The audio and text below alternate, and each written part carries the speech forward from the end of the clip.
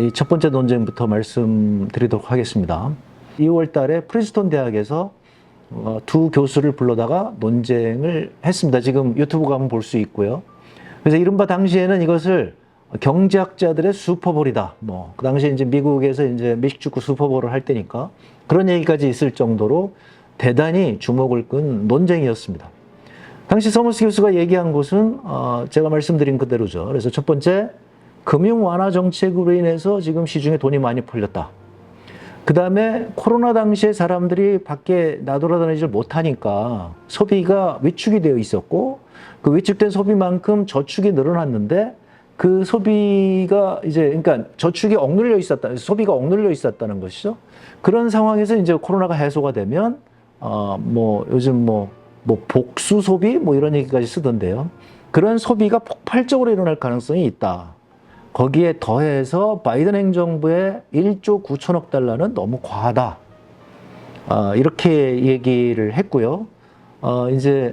크루그만 교수는 그렇게 과하지 않다. 따라서 우리가 수요 쪽보다는 지금 문제가 되는 것은 공급망 애로가 있는데 그것은 시간이 지나가게 되면 이제 해소가 될 가능성이 있다.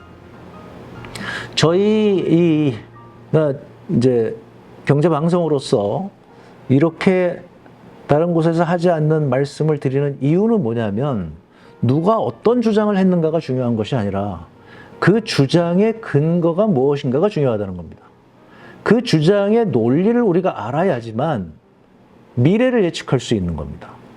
이 첫 번째 논쟁에서 양쪽 진영에서 이를테면 탐색전을 한 것이고 탐색전에서 그 논리를 얘기를 했던 겁니다. 이게 2021년 2월 달의 얘기고요.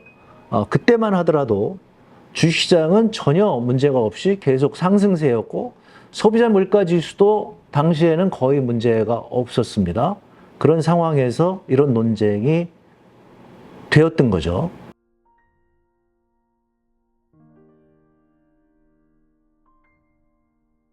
궁금하시죠? 첫 번째 논쟁은 어떻게 판정이 났을까요? 이건 데이터로 보여지는 거죠. 그래서 서머스 교수는 계속 조심스럽게 얘기합니다. 내가 맞지 않았으면 좋겠다. 하지만 내가 알고 있는 바 지금 공급 능력을 넘어서는 지금 지출이기 때문에 이럴 가능성이 있다. 그런데 물가가 4월 달부터 슬슬 오르기 시작합니다. 그래서 4월에 4.2% 그리고 계속 올라서 11월까지 가게 되면 6.8%까지 오릅니다. 미국 연준의 물가 상승 목표는 2%입니다. 그러면 2%에서 4% 오른 거, 2배만으로 오른 것도 놀라운 건데 11월 달에 가서 6.8%까지 오르니까 다들 깜짝 놀란 거죠. 그때까지도 미국의 주식시장은 계속 오르고 있었습니다. 그러니까 결국 데이터로 보면 1차 논쟁은 이 지속적 팀, 이 persistent 팀의 완승이라고 우리가 봐야 되겠죠. 그건 틀림없는 사실입니다. 그래서 이제 크루그만 교수가 그런 얘기를 하죠. 재밌는 것은 프린스턴 대학에서 11월에 다시 서머스와 크루그만을 불러서 다시 논쟁을 합니다. 그래서 2차 슈퍼볼이 열리게 되는데요. 그때 크루그만 교수가 얘기합니다. 나는 내 실수를 인정하겠다. 내가 못 본 곳이 있고 지금 인플레이션은 내가 예상하지 못했다.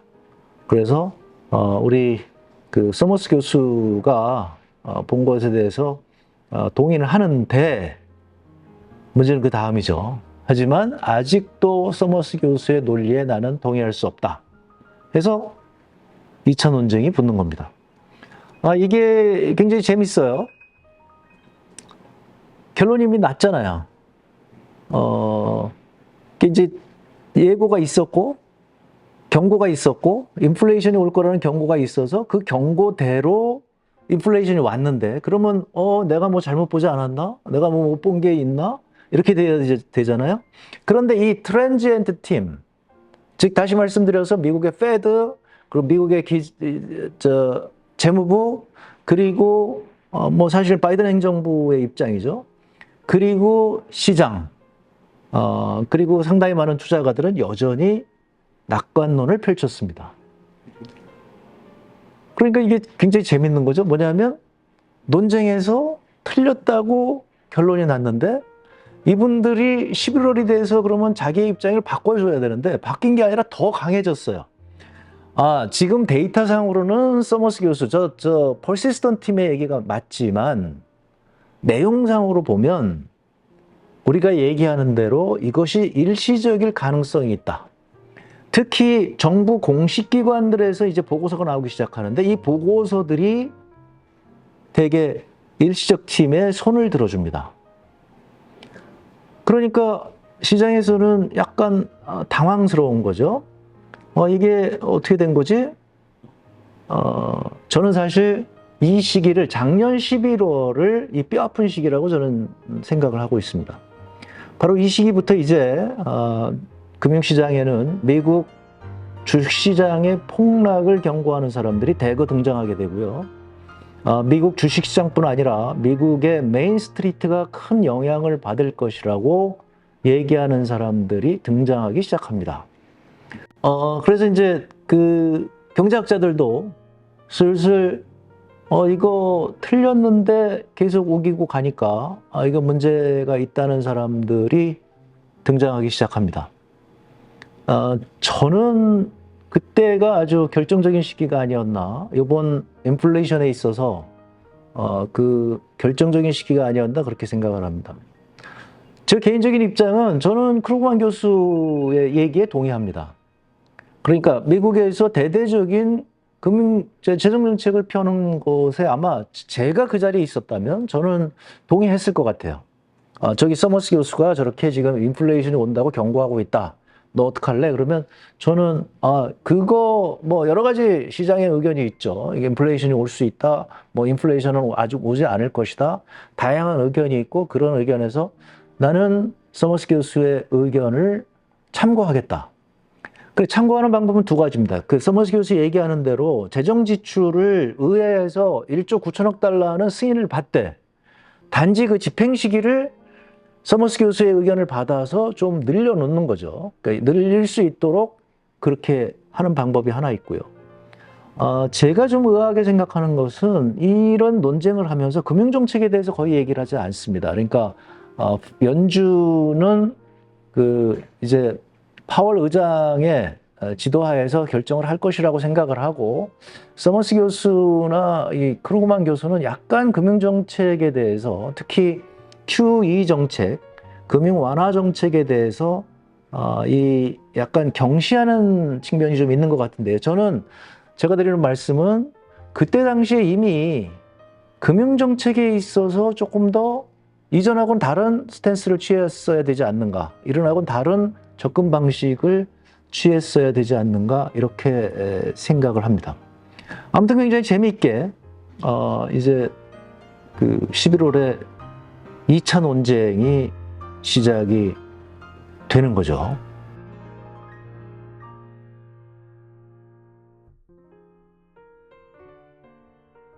작년 하반기부터 주시장은 계속 상승하고 있음에도 불구하고 주식시장이 이것은 거품이고 아마 역대급 폭락을 할 거라는 그런 경고를 하는 투자가들이 등장하기 시작했습니다.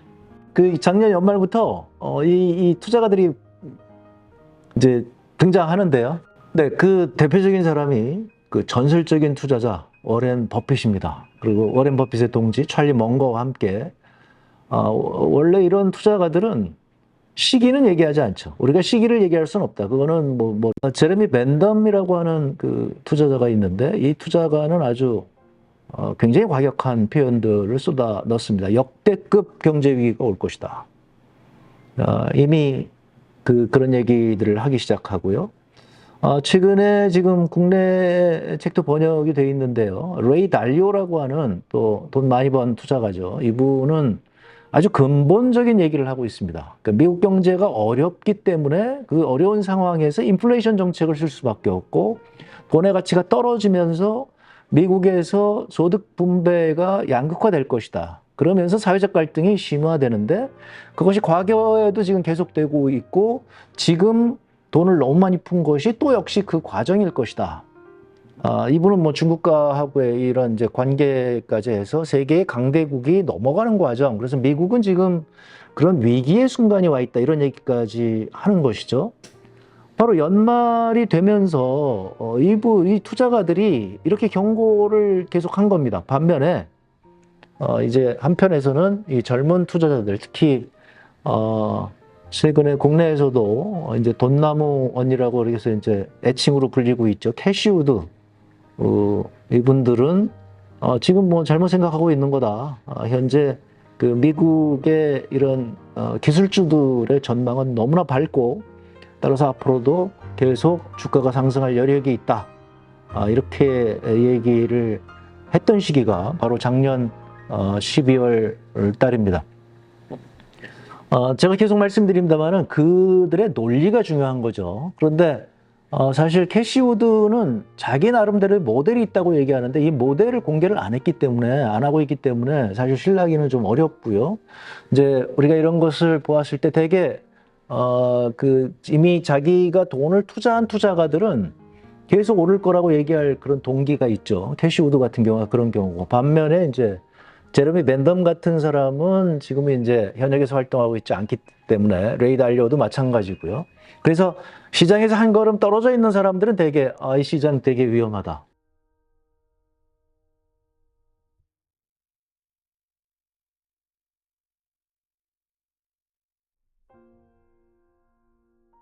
자기 입장에 따라서 약간씩 견해가 다른 거죠. 하지만 그분들이 어떤 논리를 펴는가 이게 굉장히 중요한 건데요.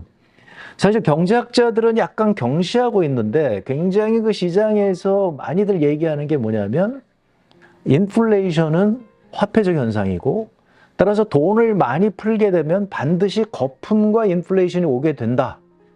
따라서 지금 역대급으로 돈을 풀었는데 이것이 어떠한 부작용 없이 지나가리라고 예상하는 것은 정말로 순진한 생각이다.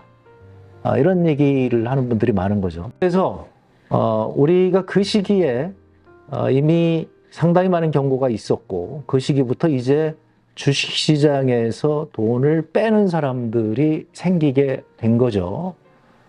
그러니까 제가 이번에 놀랐던 것은 뭐냐면 워렌 버핏 같은 경우에는 이미 작년 연말에 어마어마한 현금을 쌓아놓고 있었다. 그게 발표가 됐는데요. 그러니까 투자가들 중에서도 바로 이와 같이 세모스 교수가 얘기하는 것들을 보고서 이제 차근차근히 그것을 따져보는 거죠. 최소한 6.8%라고 하는 그 인플레이션율 자체가 감당할 수 있는 수준이 아니거든요. 그럼에도 불구하고 그때 그렇게 안이하게 대처했다는 것은 두고두고 아마 상당한 그 아쉬움으로 남을 겁니다. 바로 거기에서 가장 중요했던 것은 연준이 신뢰성을 상실하게 된 거고요. 이것이 투자가들뿐만 아니라 정책 당국자들 역시 우리가 주목해 봐야 되는 부분이 아니었나 이런 말씀을 드립니다.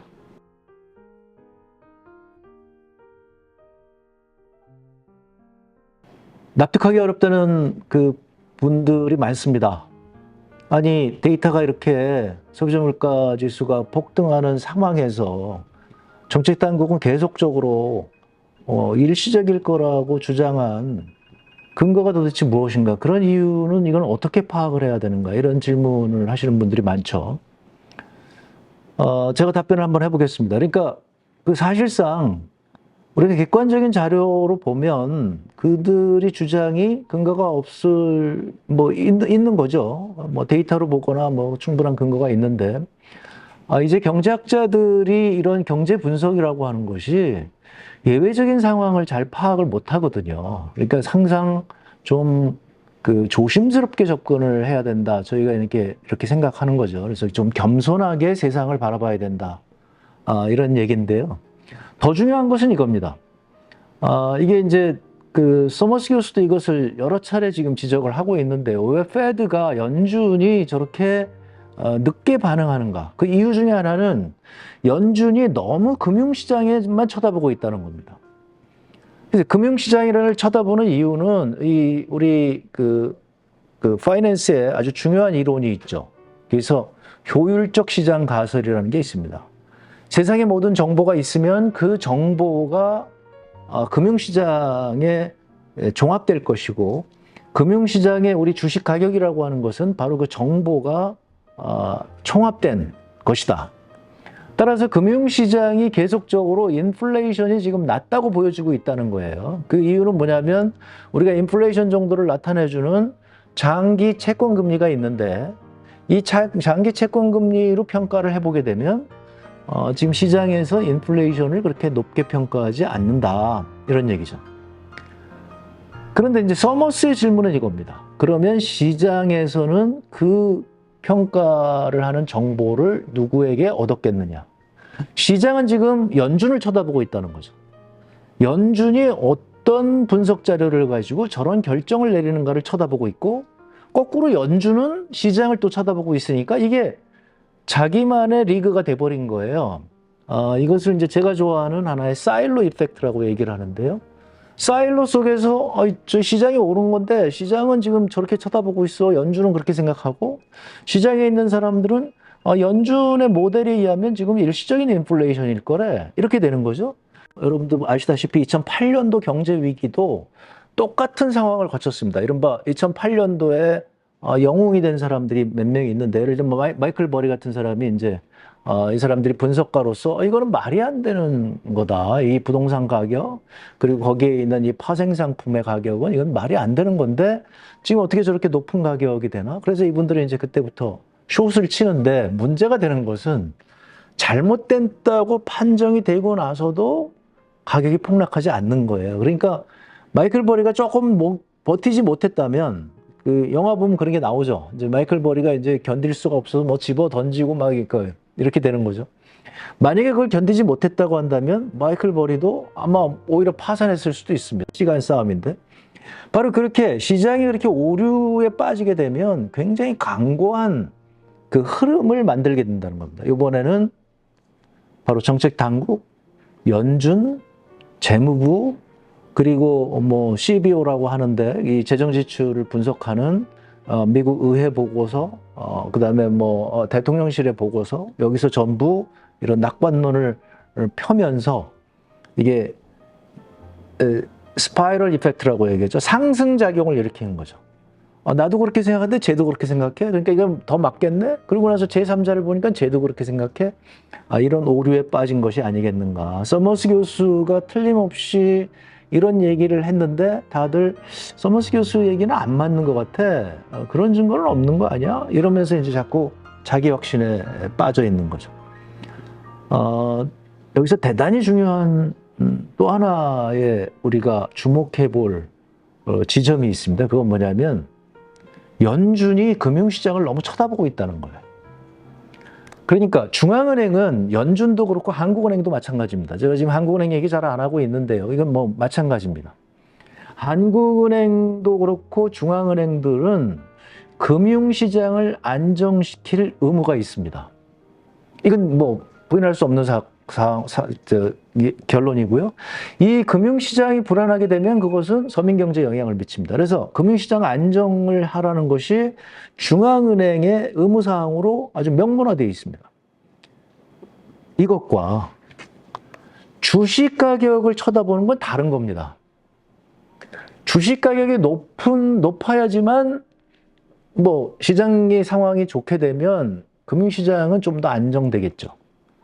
하지만 주식 가격이 정상 가격보다 높으면 높을수록 금융시장은 오히려 불안정해지는 겁니다. 이게 거품이라고 한다면. 따라서 중앙은행의 입장에서는 금융시장의 안정만 쳐다봐야 되는데, 문제가 되는 것은 자꾸 주식 가격을 쳐다보고 있다. 주식 가격이 뭐 10% 떨어진다. 그러면 아우성이 나는 거죠. 우리나라도 마찬가지입니다. 주식 가격이 10% 떨어지게 되면 아우성하고 뭐 개미 투자가들이 어떻다 이런 얘기를 하는데, 사실은 개미 투자가들의 이익을 대변하는 것이 아니라 증권시장의 이익을 대변하는 거죠. 바로 이와 같이 연준이 그와 같은 실수를 범했을 가능성이 높다고 지금 생각을 하는 겁니다. 이것이 지금 바로 작년의 얘기뿐만 아니라 최근 금융시장의 문제가 아니었나고 지금 와서 사후적으로 지금 그렇게 평가를 하는 것이죠. 한국의 은행도 한국의 정책당국도 작년 11월에 그때 어떤 의사결정을 했는가, 이것이 굉장히 중요한 겁니다. 작년 11월 금방돼서 이렇게 새로운 데이터들이 나오고 지금 사후적으로 와서 보면 6.8%라고 하는 어마어마한 데이터가 나왔는데 그때 정책당국의 대응은 적절했는가 하는 질문을 우리는 던질 수밖에 없는 거죠.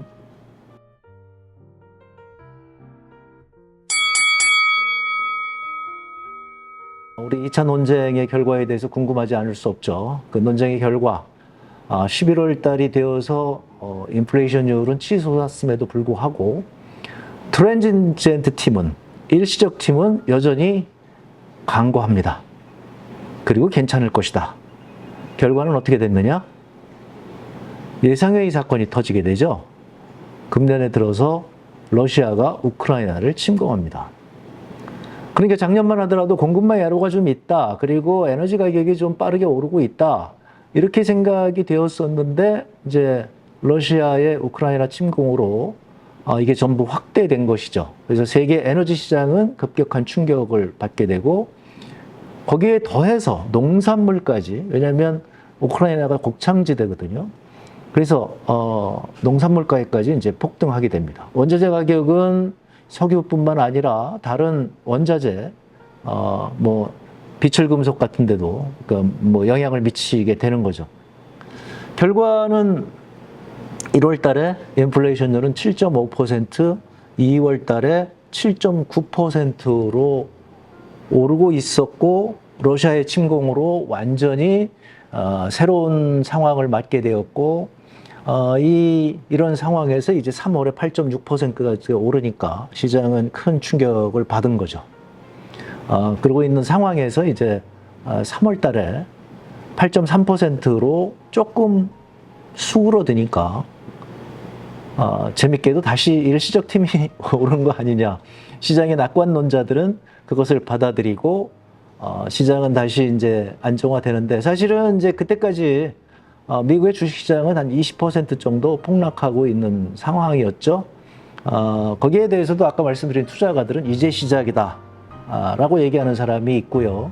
뭐 낙관론자들은 이제 반등만 남았다 이렇게 얘기하고 있는 상황에서 5월 달에 8.6%라고 하는 이제 새로운 데이터가 나와서 그때서부터는 이제 연준은 굉장히 과격한 그런 대책을 내놓을 수밖에 없었죠. 그 아직까지도 일시적 팀이 이제 정책에는 계속 영향을 미치고 있습니다. 서머스 교수가 얘기하는 건 바로 이겁니다.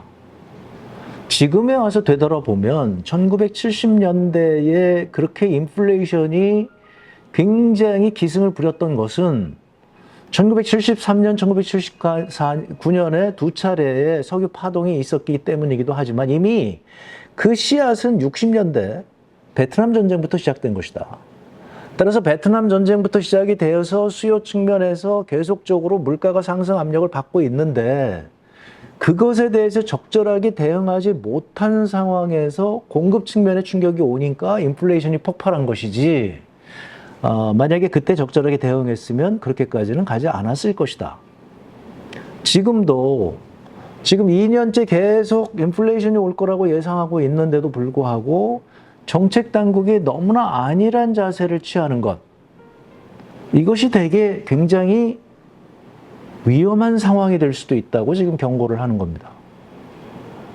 우리는 그렇게 세상에 대해서 잘 알지 못한다, 경제학자들은.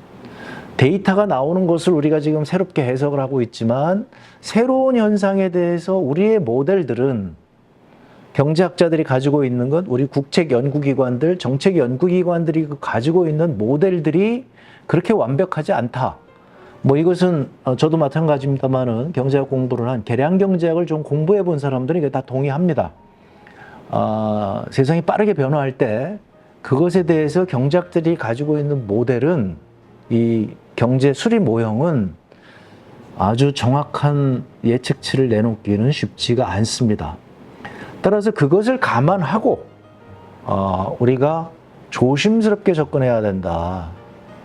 그렇지 않았을 때 실기하게 되고 그 실기로 인해서 서민 경제의 피해가 더 커질 수 있다는 것이 이 퍼시스턴트 팀의 지금 경고죠. 그렇게 지금 이제 이 2차 논쟁은 끝이 났고 지금 3차 논쟁에 다시 돌입하고 있다 이렇게 봐야 될 것 같습니다.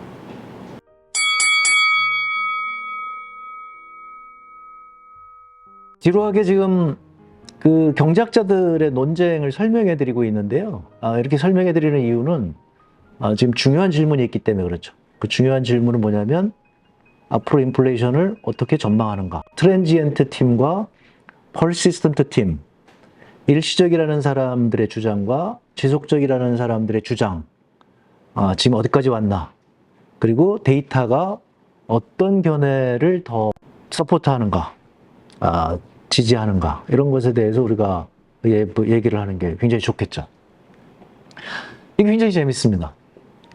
폴 크루그만 교수가 그동안 노벨 경제학상을 받았고 아주 각광받는 경제학자입니다. 그래서 2008년도 경제 위기 때도 누구보다 먼저 경고했고, 그래서 여태까지 그 신뢰를 높였고, 이분은 일주일에 2번씩 뉴욕 타임즈에 칼럼을 쓰고 있습니다. 지금 작년 2월 달서부터 지금 논쟁을, 자기 주장이 계속 논쟁하고 주장했는데 그게 지금 계속 안 막는 데이터들이 나온 거죠. 그래서 일반인들 사이에서는 지금 서서히 그 신뢰에 손상이 가기 시작한 거죠.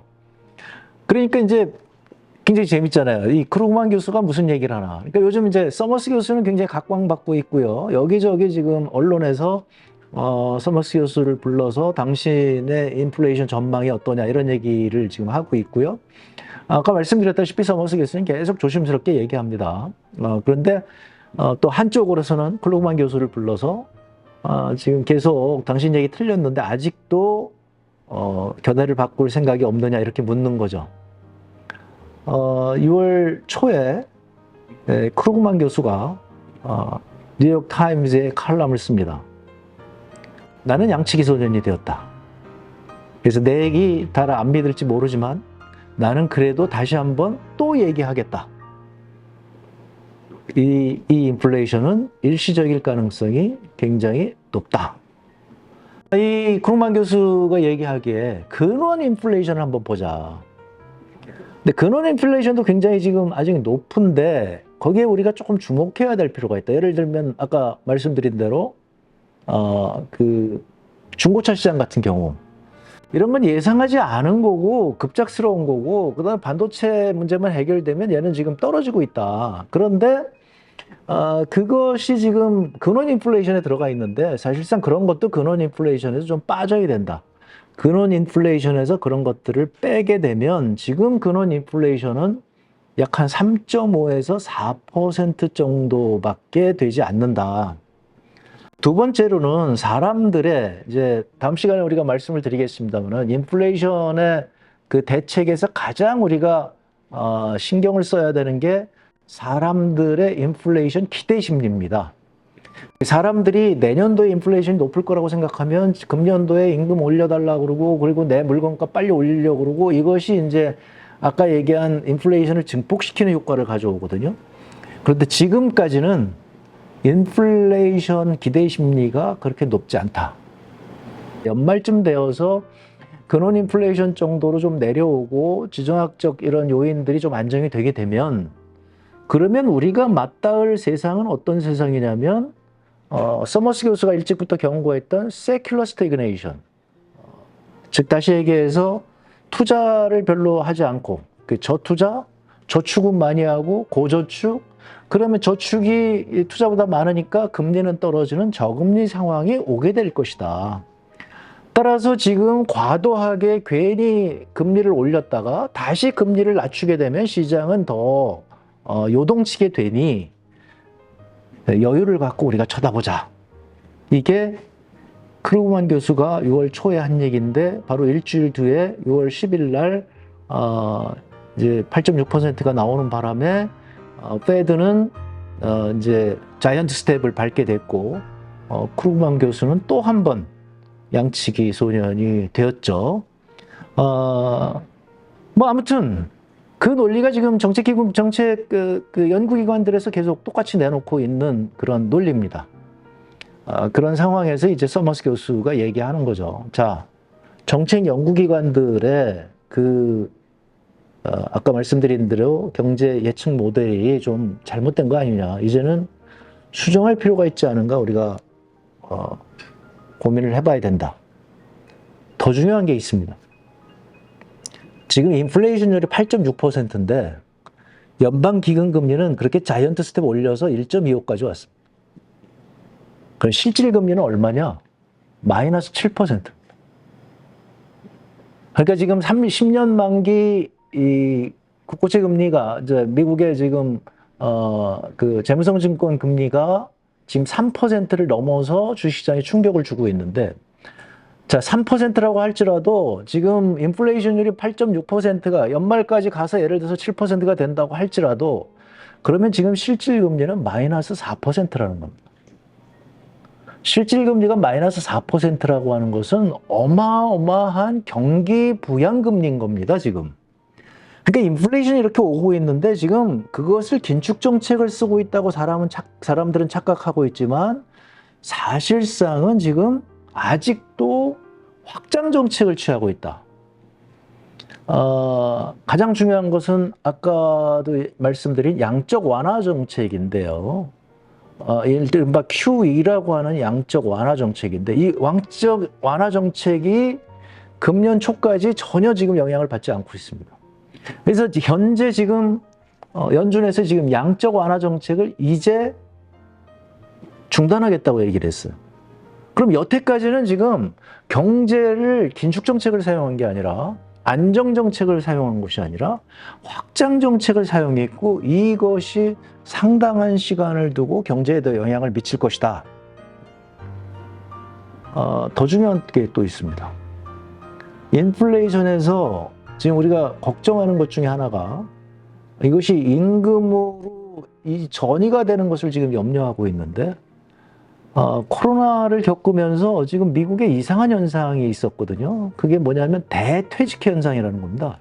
사람들이 회사에서 다 그만뒀어요. 그래갖고 다시 안 돌아가요. 그러니까 안 돌아가다 보니까 이 사람들이 실업자에서 빠져버립니다. 그래서 미국의 실업률이 지금 극도로 낮은 상황이고 중요한 건 뭐냐면 사람을 구할 수가 없습니다. 따라서 이런 상황이 되면 임금은 상당히 오를 가능성이 있다.